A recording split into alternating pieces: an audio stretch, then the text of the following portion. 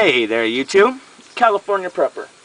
We're back with another episode of the Back to Budget project, and today we're going to be talking about multi-tools.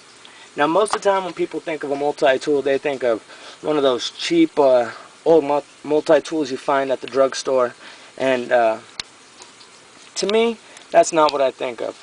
When I think of a multi-tool, the first thing that comes to my head is usually something a little more like this. This is the Shred Tough. But the Victorinox can also be considered a multi-tool.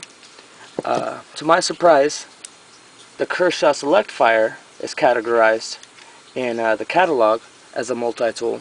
To me, this is more of a utility knife. In my opinion, a multi-tool has to have one thing. Every multi-tool should have a nice set of pliers. That is the main function, in my opinion, of a multi-tool. This here, although it does have a few extras, it isn't a multi-tool. Like I said, it's more of a utility knife. Now you don't give up any blade with this like you do the other multi-tools. Here you give up a lot in a multi-tool. You have you give up ergonomics, you give up blade length, just multiple things, and I'll go through them as we go on and tell you a little bit more about what you give up and what you gain with the SelectFire. Now, first off, one of my favorite things about this knife is how ergonomic and how comfortable it is in hand. You wouldn't think this thing would be comfortable.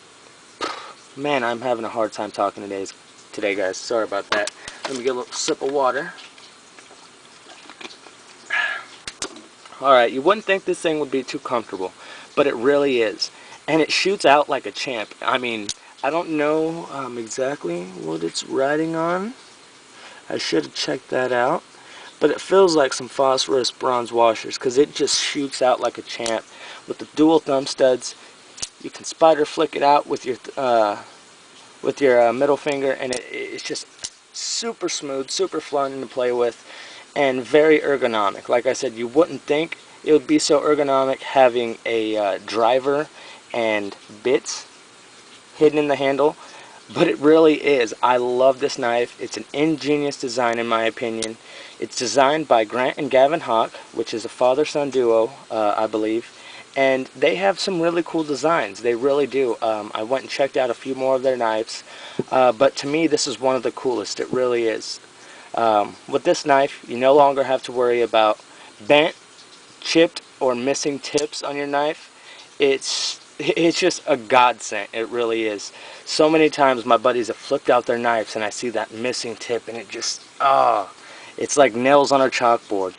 And this is the fix-all for that.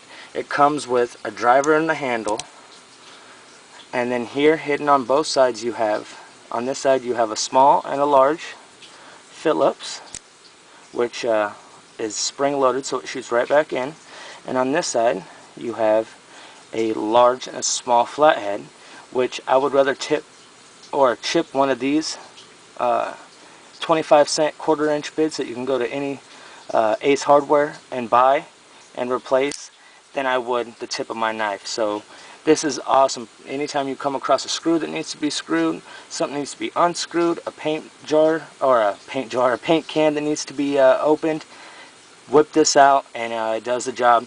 There also is a I think it's about 2.5 inches inch ruler. There's about 2 inches here, but I think this is about another half, which is, I guess you might one day need a ruler out there on a job, but I really don't think you're going to need it that much for this.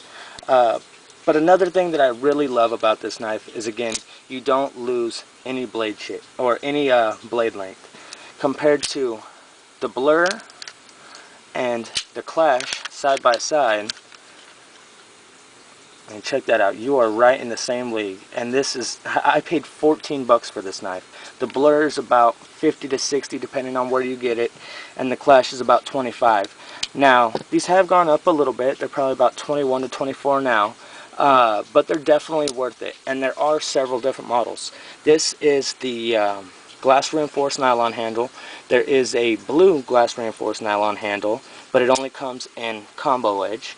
And there also is a G10 model, which I tried getting that a few times, but they kept sending me this model, so I just ended up sticking with this one. But it's a really good knife, guys. You have a 3 3/8 inch blade, so like I said, you don't give up any blade length. It's razor sharp. It's a drop point with a hollow grind, so it stays razor sharp and it slices like a dream. The liner lock, perfect, doesn't stick at all. It came at about 35% and it's worked its way to about 40 now, so that's awesome. Like I said, it's, oh man, it shoots out like a dream. It is so smooth. I cannot believe this cheap of a knife is this smooth. One of the disappointments, no lanyard hole. But you get some, you lose some. You got a driver and some bits, so you lose a lanyard hole. I'm a big lanyard guy, but I guess I can deal with that. Pocket clip, you have a tip down, right and left, or right and left. That kind of sucks, but like I said, you give some, yeah, and you get some.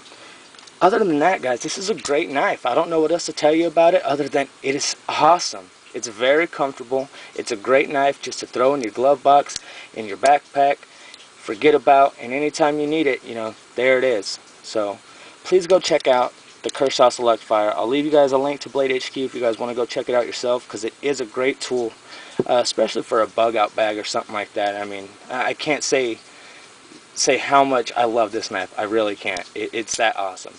So on the back to budget project scale, I'd give it a 3.5 out of 5, definitely.